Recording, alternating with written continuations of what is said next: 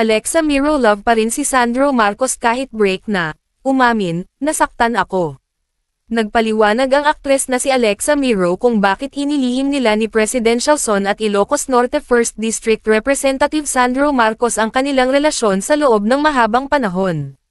Diretsahan ng inamin ng dalaga na ang tinutukoy niyang nakarelasyon niya sa loob ng 5 taon ay si Sandro at isiniwalat lamang niya ang tungkol dito kamakailan sa pamamagitan ng social media. Nakausap ng ilang members ng entertainment media si Alexa after ng press con ng reality singing competition na Singgaling Celebrity Edition, kahapon, September 25. Pero what made you decide na, sige, I'll open it?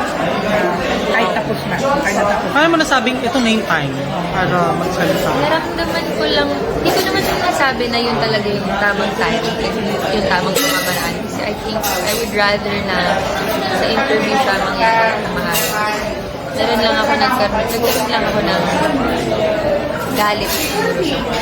Nasaktan lang ako, kaya ako nagawa yun. Pero wala naman akong minimin na marks for anyone.